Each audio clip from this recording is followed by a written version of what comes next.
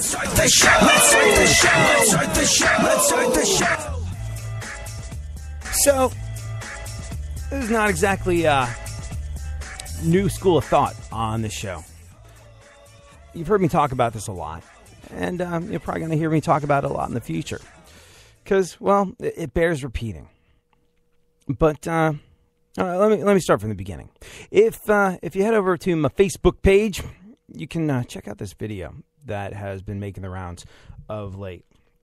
And it's a video that almost moved me to tears the first time I saw it. What it is it's somebody that suffers from Asperger's syndrome, which, in case you did not know, is it's a highly functioning form of autism. And it can lead to all sorts of interesting and challenging situations for people that have it.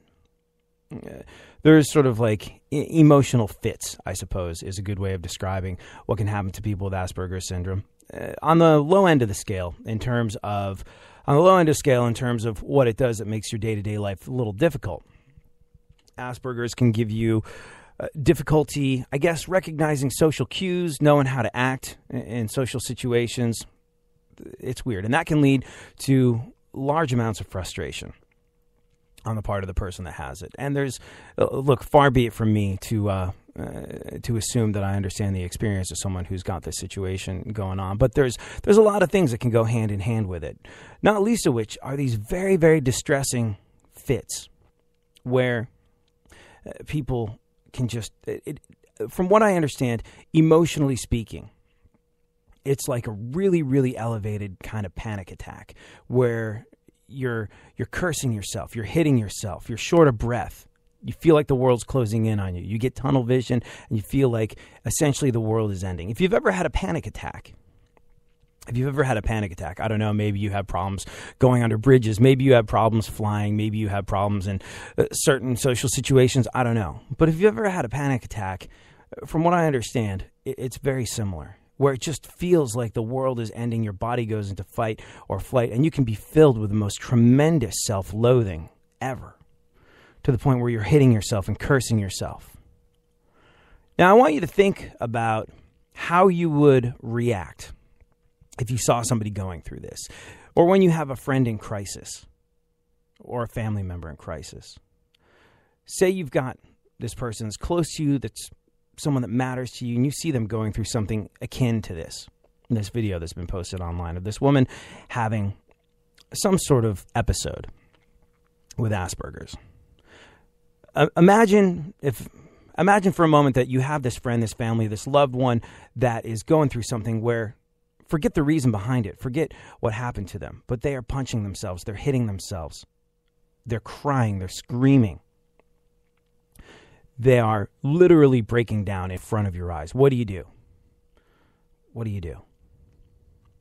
If you're like most of us, you kind of tend to try and reason them out of it. You go, hey, no, what are you upset about? What's wrong? What happened? What's going on? You want to talk about it? And maybe they managed to squeeze out a couple of words. I got fired. The person I love broke up with me and broke my heart into a million pieces. My father died. My family. Who knows? Who knows what sort of crisis they're having? And what's the first thing you do immediately? You go, hey. Yet when I got fired, when I got broken up with, when my family had this crisis happen to them, no. That's the very last thing that someone's looking for in that situation. And what's incredible about this video is it's essentially a woman having an Asperger's meltdown of some sort. And she's got this service dog. And what this service dog does to her and does for her is incredible. Just consistently puts his or her paw up on this person that's having this fit. Pulls them down to the ground. Just cuddles against them. And in minutes, this person who's having this episode, this chain reaction in their mind that seems absolutely unbreakable, of panic, of horror, of whatever it is they're going through, is calm. Why? Because the dog, and dogs truly are man's best friend. They're more in tune with any other, they're more in tune with our emotions than any other animal on the face of the planet. But the dog just keeps, in his dog way, saying, it's okay, I'm here. It's okay. I'm here. I'm your friend. It's okay. I'm here. I'm your friend. The dog doesn't try and reason. The dog doesn't try and relate and say, oh, when this happened to me, you know how I dealt with it? Arfy, arf, arf, arf. No, just consistently through its body language and through its actions, this dog says over and over again, it's okay. I'm here. I'm your friend. And if you were dealing with someone in this situation, if your logic didn't get through, you'd probably get frustrated. That's what we do as humans. We get frustrated. Hey, it's going to be okay. No, it's not. Well, if you don't understand, maybe you need to settle down. We lose patience really quickly if we can't reason our way into fixing a situation for someone else. But in these situations, and more often than not, whether a person is in crisis or whether a person is just going through life, this logic, this reason that we are, I guess, conditioned to do, that's what we think being a friend is. Well, we can logically help our friends through this situation. We can reason it out. We can sit. We can talk it out. You know what? Probably not. We'd probably be better off. We'd be more helpful. We'd be a better friend if we were more like dogs. If we were able to go, hey, it's okay. I'm here. I'm your friend. It's okay. I'm here. I'm your friend. That's really all the people that we love want to hear in a time of crisis.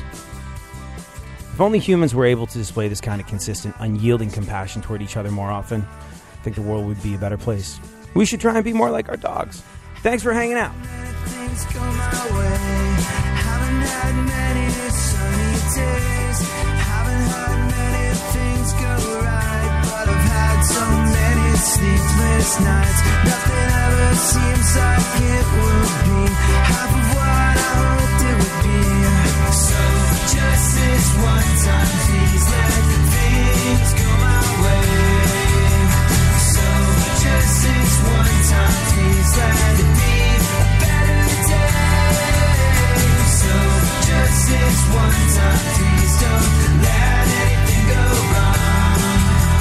So just this one time, please let me sing a happy song. Never wanna get my hopes up high, and I can't fail if I don't try. So I won't get up and I'll stay inside. Things are so much better when I hide, and it's so much easier in this place, 'cause it keeps me here and it keeps me safe. But if I get up and try again, it would be so nice just once to win. So just this one time, please let things go my way. So just this one time, please let it be a better day. So just this one time, please don't let anything go wrong. So just this one time, please let me sing a happy song. Get up again. It would be so nice just once to win.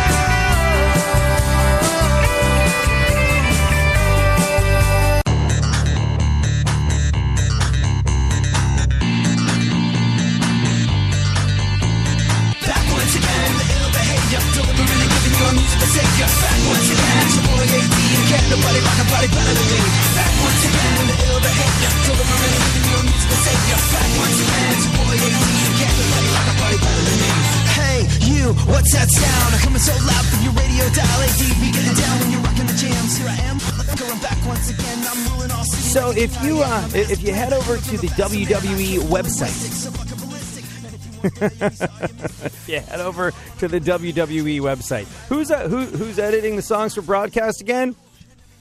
It's your boy Concept 714. He's in the studio, the place to be. Right. The spots. Yeah. Okay. Yeah. Maybe go back and have another look at Oh, that did we one. miss one there? Maybe. I don't even think that one was mine. Don't No, blame that was me. mine. Yeah, that one was blame mine. me on that one. That's the first time I've heard that one. Don't get at me on that one. All right.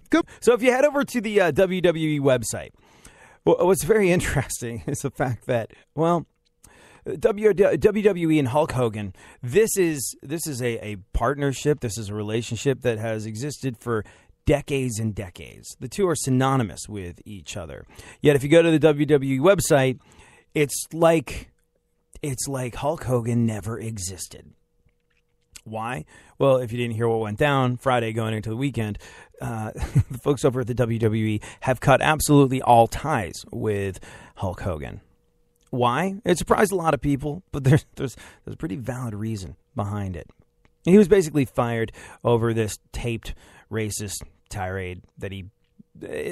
What's interesting, though, is it was part of a deposition. It was sort of like a tape recording of a legal document that got out during his deposition back in 2006 when I think it had to do with that Bubba the Love Sponge guy who sort of like made the Hulk Hogan sex tape where he's like, hey, bro, you can have sex with my wife if you're a little hard up, and then taped it and sold it. Anywho, I think it was part of the deposition. So it's a little strange that this is part of something that I don't think it was supposed to ever be made public, and he's essentially been erased from the histories of wrestling because of it. There's a lot of people that feel a lot of different ways about this, but we'll get into that a little later on in the show. Right now, though, I think it would be apropos to point out that we have a full house today. Not only is Concept 714 in the studio, as he is every single Tuesday, under the tutelage of super producer to the stars Barry Funkhauser, learning the ropes so he may further his radio career. Concept 714, host of the single greatest hip-hop podcast in the universe, Wake the Flock Up. But we're also joined in studio by Marie Lanza, who is Funkhauser's co-host over at The Dirt, an author, a radio host, an all-around Renaissance girl, and we're stoked to have her with us. Thank you. You do everything. You can hear her, can't you? You got her? Yeah, I can hear her. I'm going over her bio. Like, I mean, I knew who she was because, The Dirt. I listened to you guys. But fancy. Bachelor of Arts degree in motion picture cinema arts and television production, producing and screenwriting, has been over at Sirius XM for years. Wow. What pedigree we are joined by on the show. And, what we tend to do with enormously talented folks that come on the show that are way too big for us to even be in the same room with is we have them guest read the news. Are you ready, Marie, to guest read the news before we get into the topics of today? So how do you guys want to do this? Do you want to split it between Concept and Marie? No, you could just do it. Marie's got it. She's ready to rock there. Ready to rock. Excellent. Concept is busy pushing the candy color buttons, and I'm busy being wandering off into the days of watching you guys do radio while I don't have to today. Have you used the Starbucks gift certificate we got you for your birthday? It's possible I need it today. Are you enjoying a foamy latte? Yeah, maybe I should have round 2 of those while you guys read the nudes here. I almost brought in 2 of those this morning, so we're all good, Funk. You're all good. Well, thank you so much for joining us. It is an honor and a privilege to have you here with us. You're going to be in for like the next 3 days, right? I am. Excellent. I am. So you want to get started on this. A former McDonald's manager claims the burger chain has a secret menu. Yes. Yeah, anybody... Well, because, like, In-N-Out Burger has a secret menu, right? Like, do you guys go eat the secret In-N-Out? Is that a thing? You ever and that? I've actually never tried their secret menu, but, like, one time in all the years I've lived out here in L.A., I remember to try it once. Like 4x4 animal style with fries and right, stuff. Or protein style. I mean, come on, you get up, the lines are usually, like, wrapped around the corner, and you freak out like you have to order real fast, and I never remember. People are so healthy in California. Like, I went to Jack in the Box the other day. And I don't go to Jack in the Box for health reasons. I go to the Jack in the Box for delicious, what are those things? Extreme sausage sandwiches. You ever had one of those? No. No. Like, so good. You can actually hear your heart slowing down as you take each bite. It's just like, clear, ka-chunk. But, like, they're really delicious, but they're obviously terrible for you. But people are so healthy. When I went to Jack in the Box in California, I was like, yeah, I'll have, an extreme sausage sandwich and a junior bacon cheeseburger. And they, like, I didn't even hint at it. Maybe they saw me on the camera and like, somebody needs to cut carbs. But they were like, so do you want that as a lettuce wrap or in a bun? I was like... What? Okay. I'll try the lettuce wrap. Sure. Not as good as the bun. I like the bun better. But people are so health conscious. Maybe I don't know. Jack in the Box maybe it has serves something to do with that. lettuce wraps as well. You know what? Apparently, this particular Jack in the Box defaults to them. So, it was good. You just have to ask for it with as a lettuce wrap instead of with a bun, apparently. Because I mentioned it to some coworkers, like, oh yeah, they'll do that for you if you're counting carbs. I was like, all right, then that's kind of interesting to know. And you know what was good? Like, have you ever had lettuce wraps from other places that, like, you know, I guess.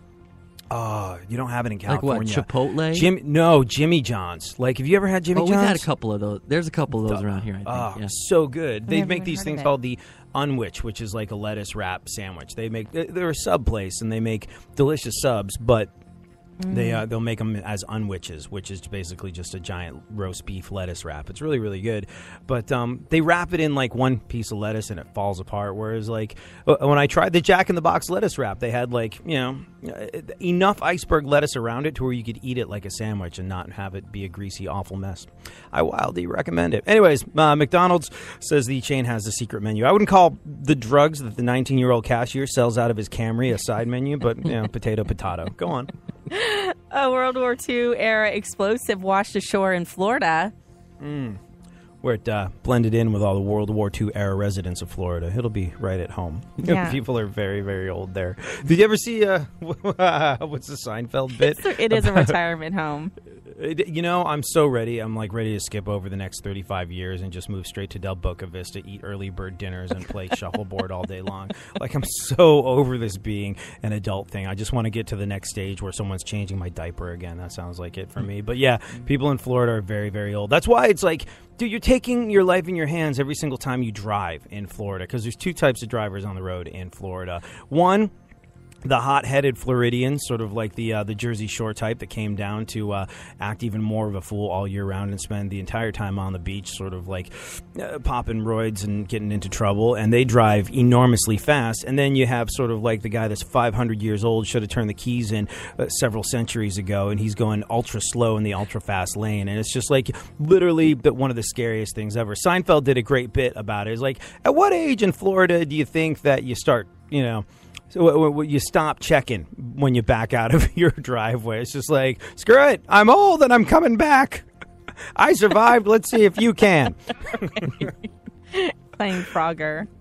Yeah. Go on. All right. A Texas cop recently saved a choking driver during a traffic stop. Yep, viral video of it. I think it's been criticized for being set up. Texas cops have had some bad press, as have all cops recently. And I think there's all these viral videos that people are sharing. It's like, not all cops beat the living crap out of people for looking at them. Oh, right. And I think this was one of them where, like, a cop during a routine traffic stop saves a choking driver. Well, he pulled her over because he thought she was on her cell phone, and she was choking on a chicken biscuit. And he did the Heimlich on her, and then she fainted. He got it, and she fainted, and evidently she's recovering at a hospital. From a chicken biscuit. A chicken biscuit. Wow. Wasn't one of mine. Did not come from the $5 fill-up. That's how I want to go. It's like Choking on a on a chicken That's how I biscuit. want to go. I would die doing what I love. Come down to Texas and taste the freedom. Yeah. And chicken biscuits. It's my God-given right to die behind the wheel eating chickeny biscuits. If this guy can save chokers in Texas, why don't someone introduce him to Tony Romo? Sports humor. Yeah. It's my favorite thing about football season, the trash talk. It's the best part. Go on. The owner of a Florida gun store says he will not sell guns to Muslim terrorists or KKK members. Yeah. I think not selling guns to terrorists is Good on him. It's probably good move. Good plan. Yeah. Thanks, Captain Obvious, for that. Although I think Unless he's like, no, I'm not selling guns to terrorists. No way. Not me. I'll tell you what I'm not doing. I am not selling guns to terrorists. If that's what you're asking, I don't know why you would even consider or imply that. That's ridiculous. Unless, of course, it's a really slow week. I don't know. Like, I am of the opinion that guns are just, like, anybody that thinks they're going to get guns to go away in this country is deluding themselves. It's like they're part of our DNA in this country to a lot of people. It's never going to happen. Like, the way people react to this situation is just, it's not a thing. It's not going to happen. I do, however, think it should be, I do, however, think, it should be a lot harder to get a hold of guns. Like, Right. The guy in Louisiana, this is a guy who is clearly not playing with a full deck, and it's tragic. And definitely, our heart and thoughts and prayers go out to folks in Lafayette who had this happen in their community, and especially to the people that were directly affected by it. The guy who went into Amy Schumer's movie Trainwreck on a Friday night and shot 9 people. I think killed. What is it? The 3 folks? Three, I believe, died. I mean, this was right outside my hometown. I'm from there, so it affected. It hit close. It hit home for me very much so, and it's awful. But again, like the first thing people do is scream about guns when they should maybe be also talking about mental health awareness and things of that nature. Well, I don't have the statistics in front of me, but something very interesting was pointed out a little while ago, and that is, historically, if you look back at the number of, if you just say school shootings that have transpired per year, per decade even. If you go back to times like the 50s and 60s where there was literally no gun control, where a kid could go into a drugstore, order a cherry phosphate and a shotgun, the number of school shootings, just not even a patch on what they are now. And as gun control has sort of gotten stricter and stricter, the number of shootings have gone up. Now, there's a lot of gun nuts that'll tell you, like gun control equals school shootings, and I don't think the two things are related. I do think that we as a society are headed into this weird place, and I think Concept 714 brought it up a little while ago. People act out in these ways because they're lonely. They're seeking for connection. The more noise that goes on in our society, the less connected people are. And look, obviously, some people are. The guy in Lafayette, he was kind of a drifter, like we don't have a psychological makeup on the guy, but I remember the guy said, well, he was kind of a drifter. He was living in this hotel room, and when we went and searched his hotel room, he had a lot of guns, but also he had all these wigs and disguises, and clearly a bunch of indicators that the guy was probably not playing with a full deck. So he's just, to me, like if I'm going to make sweeping generalizations about this particular individual, it's that definitely a few sandwiches short of a picnic, and we should not be giving guns to people that are sandwiches short of a picnic. And where is that line? Where do you draw it? That's incredibly gray. That's very difficult to figure out, but I would imagine some work in that department would really benefit pretty much all of us.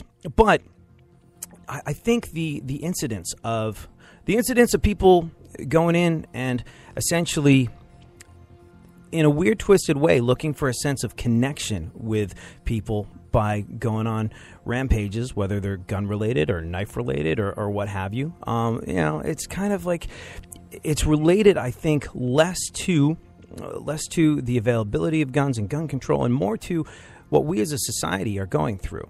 Now, until we can get more of a handle on what we as a society are going through that causes that sense of disenfranchisement and disconnection with people, that causes folks to act out in this sort of way, we should make it tougher to get guns. It should be harder for a wackadoo to go into a store and purchase a whole bunch of them. But I'm almost inclined to believe that the guns are not the issue. The guns are what happens when the issue happens with the wrong person.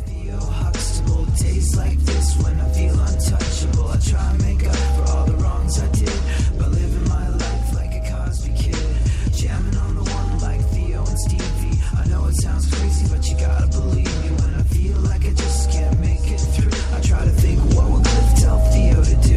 Man, sometimes it's just so hard to be a good person, to lift yourself up and try to be that better version of all the potential people that you got living in your mind. It takes more than happy chance and circumstance. You gotta decide that you're gonna keep your head up and treat people how you want to be treated. Hold doors and be polite, try not to be conceited. But sometimes, kind of sort of all the time, for some of us it's true, it's harder than anything else on earth to observe the golden rule, especially when everyone you meet seems like a freaking tool, and you get the feeling that there's a lot of chlorine in the gene pool. Sometimes I get angry, I tell everyone to bite me, especially on days when the universe is trying to spite me. And it doesn't always work, but I remember that when I can, that I learned from TV as a kid what it takes to be a better man. And days when you stay positive, that's when you're truly free. That's when you're being the best you that you could ever be. And you're jamming on the one like Theo Huxtable. Days like this when I feel untouchable. I try and make up for all the wrongs I did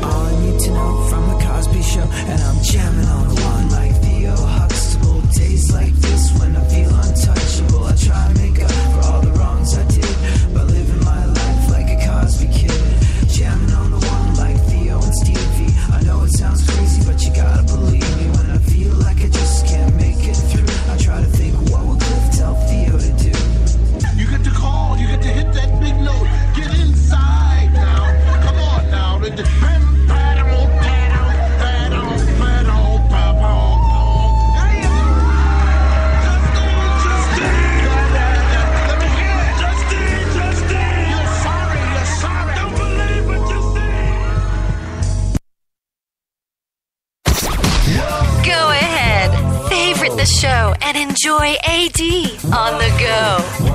iHeartRadio presents AD.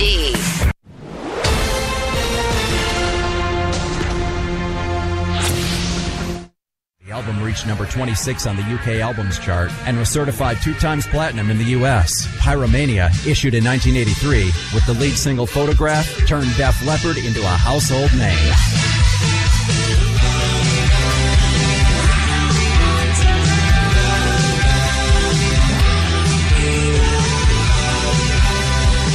Keep listening to iHeartRadio for more Def Leppard and all your favorite artists.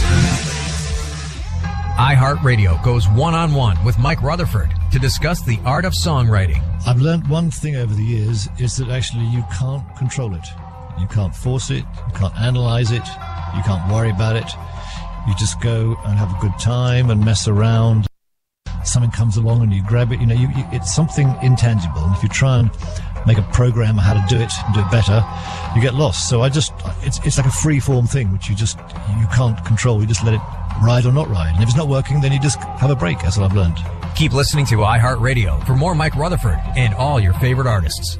Go ahead, favorite the show and enjoy AD on the go. iHeartRadio presents AD. Man, I'm looking at Marie Lanz's website. You are a prolific writer. How many books here? There's Fractured, Outbreak. Right. That's my novel currently in paperback. And The Colony Part 1, the Colony Isolation Part 2, breaking down Part 3 of The Colony East. You write a lot. This is very impressive. I do. I'm about to release Part 4 of The Colony. The Colony is an ongoing E-series. And it's just short. It's basically short chapters. So short stories, but I release like one chapter at a time of that saga.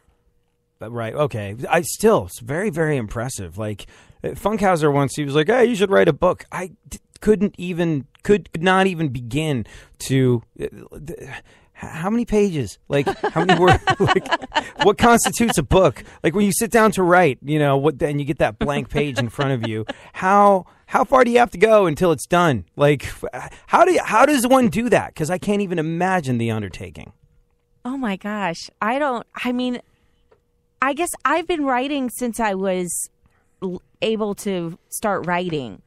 I was writing plays and things for me and my friends at that little age. We're gonna do this, for our parents. I would write it out. So I don't. I guess it just comes naturally for me, and I think that's the same with talking on the radio and things like that. I've always just really enjoyed telling stories. Well, it's very, very impressive, and I'm humbled and intimidated by your braininess that you've managed to crank out this way. No, I have a friend that wrote a book, and it ate up a year of his life, and then some, I think. And it's such a massive undertaking. The fact that you have 3 up here that I can see. How many books have you written? Well, it's just basically 2. Because Fractured is just a full-length novel, and then, again, the Colony series are just chapters. So I've released 3 chapters. I'm about to release chapter 4, and then hopefully by the end of the year, part 2 of Fractured will be released. Fractured is sort of it's about a virus that's sort of is it a containment type of situation? It seems like thriller, horror. Yeah, the world zombie related. The world ends and zombies, which they never use the word zombies, but infected have eaten away human existence. That sounds without like giving it away. Did you read it, Funk? Did you read it? Wait a second, hold on. And a hush filled the room as one friend asks another friend, "Hey, did you read my book? That thing that I poured years of my life into, that thing that's sort of a reflection of me and all that matters to me, and really my biggest passion. Did you read it? Because I know he only Did you, Funkhauser?" What? I know he only read chapter 1 of The Colony. I know he only read the first one. He's got some catching up to do. Well, see, I love you anyway. I was supposed to have it read to me. Oh yeah, he didn't wanted me work to out. do. He wanted me to do an audio version, and then he wanted his girlfriend to read it for him to him at night, like little cuddle. Let's cuddle and let you read it out loud. But whatever. It never did work out. Yeah. It is on my nightstand though, waiting to be read. Really, so like when you ask your girlfriend to read you a book that another girl wrote, it didn't go over especially well. Hey, you know what we should do when we get into bed? We should focus on another chick. Okay, read her book to me.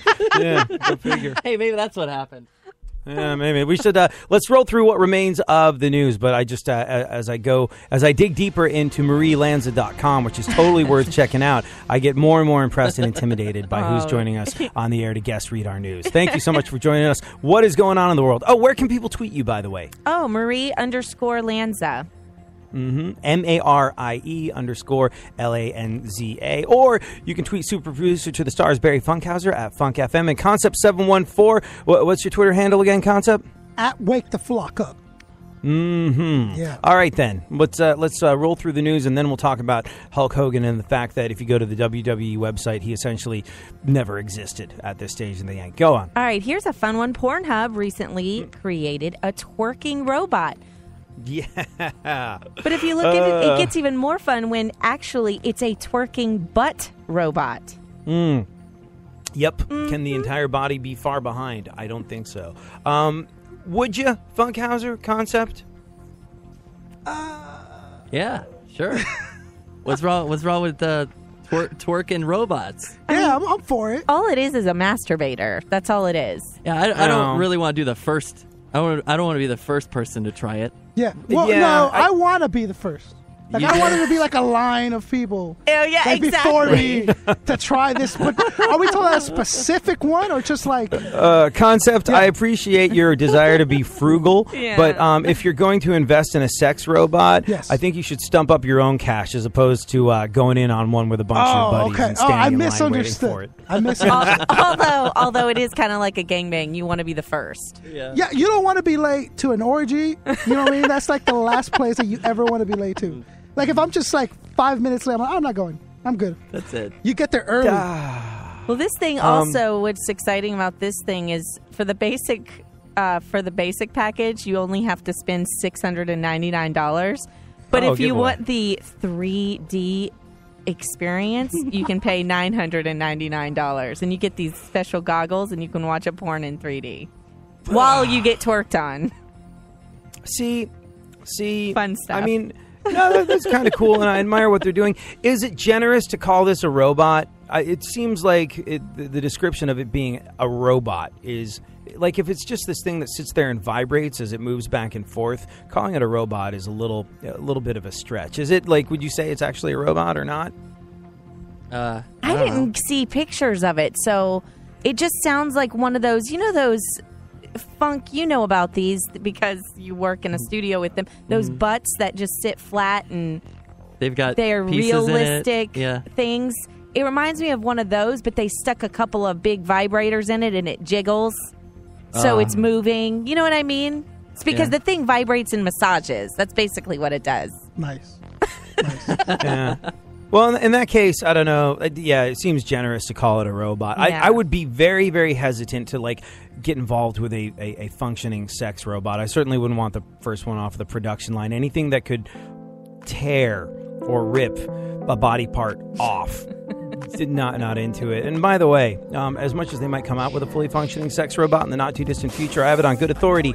The best place to experience robotic sex, still marriage. You could never touch a guitar again and make that horrible thing that you so laughably call music. That's not what the word music means. That's not how you use it. You gave it a shot. You tried your best. Your best just sucked without enough. So hang it up. Just give it up. It's time somebody let you know that you will never be good enough. You will never be one of us. You will never be good enough. You know why? Your band sucks. And you're going nowhere. And that's why no one cares. And you should be aware. You should know your band sucks. So go get a day job. You unspecial douchewad. You talentless ass clown. Just put the guitars down. Your band sucks. Your band sucks. You know you think you step on stage, your hopes and dreams, they should be dying. Cream rises to the top. You got to the middle and stopped. You scale the heights of mediocrity and mean nothing in this city. Crying out for you, giving your blood, sweat, and tears. Yet there's no one at your shows or listening to your lame ass demos. Your name is a name that no one really knows, and you're never gonna be on the radio. And you're going nowhere, and that's why no one cares. And you should be aware, you should know your plan sucks. So go get a day job, you unspecial douchebag. You talentless ass clown, just put the guitar down. Your band sucks, your band sucks.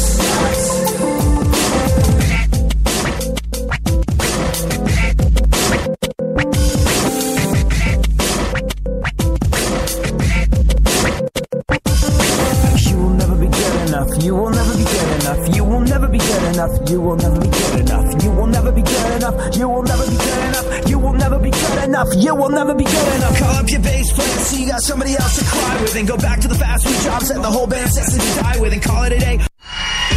Delivering fascinating subjects, interesting talk, and boobs and fart jokes. AD on iHeartRadio. Yeah, oh, let's go.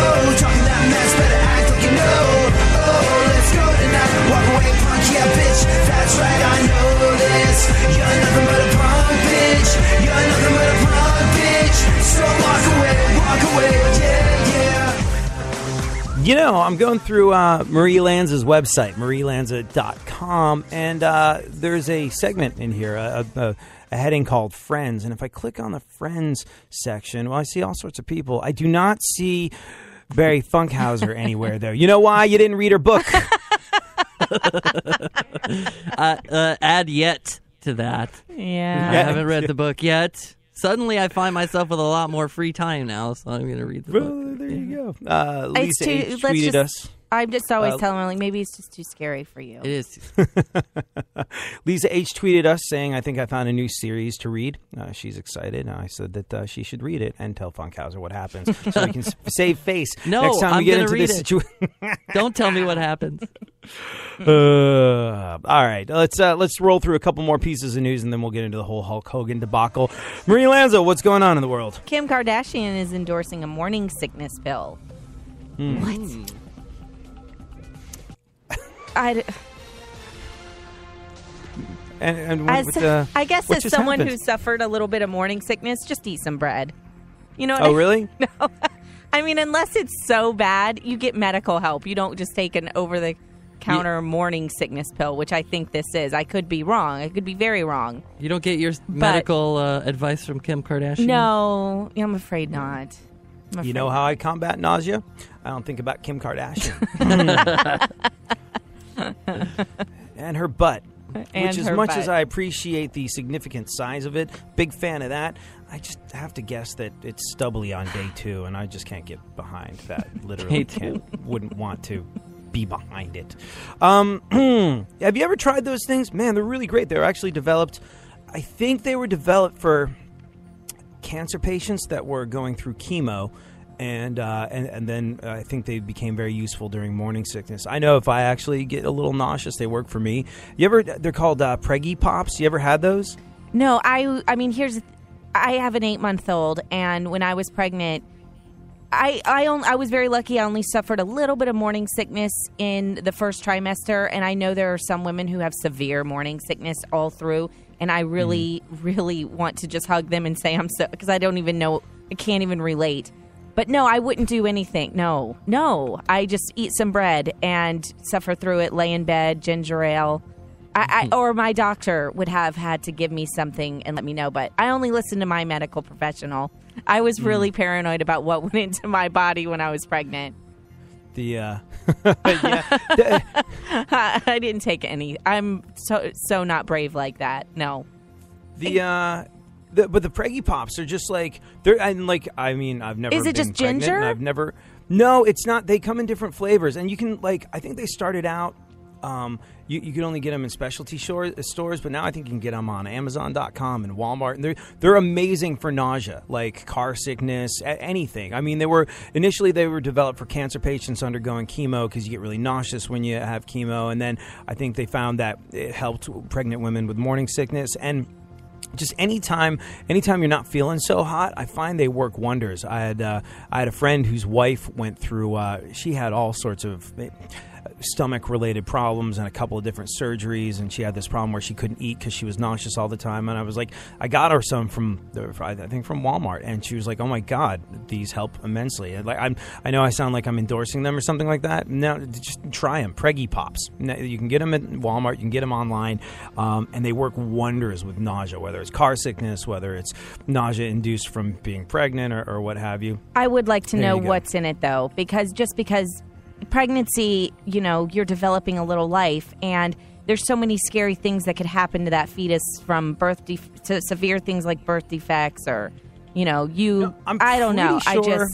Pretty sure it's all natural. Hold on. Let's see. I'm curious. I would be curious.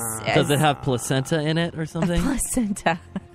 Natural ingredients and drug-free, made from 7 delicious flavors: peppermint, spearmint, lavender, ginger, lemon, tangerine, and raspberry. Here we go. Ingredients: brown rice syrup, dry cane sugar, citric acid, natural flavors, natural colors. But, if you are growing a life inside you, you should read the label. Yeah, I think that is a good idea. On everything. I mean, I know that I was really bad when I was pregnant.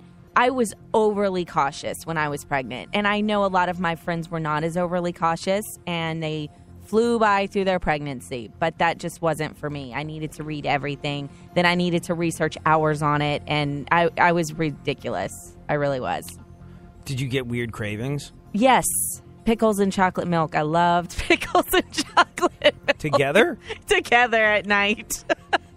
I think that makes sense. I mean, there's actually like a maternity store called Pickles and Ice Cream, and that's a hop, skip, and a jump away from that. So it sounds like that sounds within the realm of capability. People always wonder why pregnant women crave pickles. It's the iron. So our bodies generally go towards anything with high iron in it. Pickles, red meat.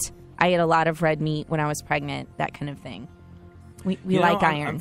I'm forever grateful for pregnancy cravings, because when my mom was pregnant with me, all she wanted to eat was scrambled eggs with ketchup.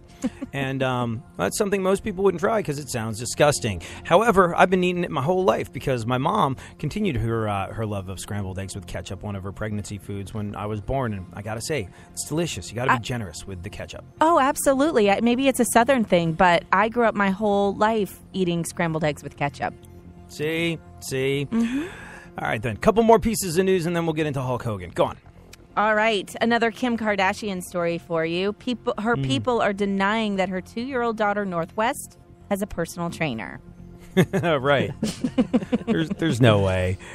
There's no way North could have a personal trainer. Way too busy with her hot yoga and Pilates classes at this stage in the game.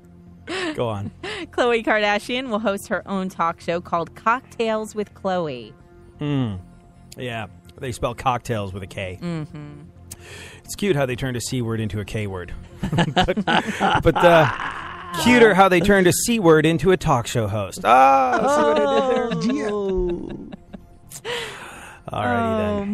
More with Khloe. Lamar Odom finally signed the divorce papers to divorce her. Oh, yeah.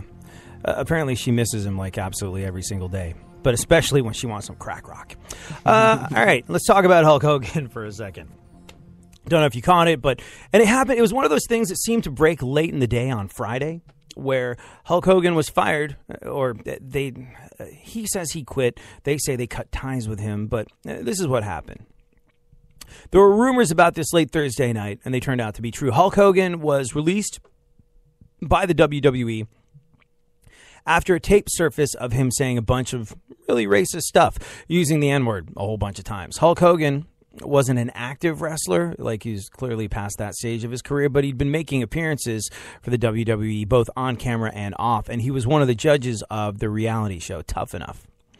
The source of all this chaos is the Hulk Hogan sex tape. You remember that? It was released like 3 years ago. Bubba the Love Sponge, a radio veteran and Hulk's pal, basically, he was like, "Hey, you're going through your divorce. You could use a little sweet action, so I'm gonna give you the gift of doing it with my wife, Heather Clem. You're in a rough spot, and it could help." That seemed like a friendly thing to do. Hulk took advantage of it, but he recorded him. Bubba the Love Sponge recorded them getting it on, supposedly without Hulk's knowledge, and part of the video ended up on the website Gawker, which Hulk Hogan is now suing to the tune of $100 million. Here's the thing. The National Enquirer got a hold of these transcripts from a part of the video where Hulk is complaining to Heather about his daughter Brooke dating the son of a quote-unquote black billionaire who offered to fund her music career. He said, "I don't know if Brooke was effing the black guy's son. I mean, I don't have double standards. I mean, I am a racist to a point, effing N-words. But then when it comes to nice people and stuff, whatever." He said, quote, "I mean, I'd rather, if she was going to F some N-word, I'd rather have her marry an 8-foot-tall N-word worth $100 million like a basketball player. I guess we're all a little racist. F an N-word." His words, not mine. The WWE immediately started scrubbing mentions of Hogan from its website. They issued a statement saying, quote, "WWE is committed to embracing and celebrating individuals from all backgrounds as demonstrated by the diversity of our employees, performers, and fans worldwide." Hogan also issued a statement, and he straight up apologized. And I think he apologized after the fact. And said there was no chance of him, getting his gig back at the WWE. So for what it's worth, it seems like his apology came from a sincere place, at least as sincere as it can be. Hogan issued the statement apologizing and calling what he did unacceptable. He said, quote, "This is not who I am. I believe very strongly that every person in the world is important and should not be treated differently based on race, gender, orientation, religious beliefs, or otherwise." Now, a lot of people are calling the WWE hypocritical. For, well, there was, I don't know, are you a wrestling fan? Did you catch this? Is this a thing that maybe you witnessed? But there was a bit where the WWE worked the N-word into part of the production. A lot of people are calling the WWE hypocritical because of this bit they did on TV. I think it was 10 years ago. The owner of the company, Vince McMahon, tried to act hip by calling John Cena my N-word right in front of black wrestler Booker T. I think we have the audio here, is it?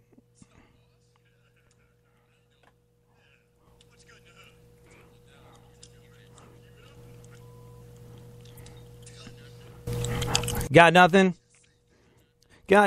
Okay. All right. Well, I will, regardless of gender, race, or color, I'm killing someone after I get out of the studio today who has been pressing my buttons in my absence.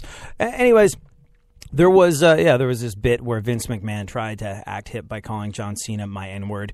The WWE says that was, quote, "an outlandish and satirical skit involving fictional characters similar to that of many scripted television series and movies."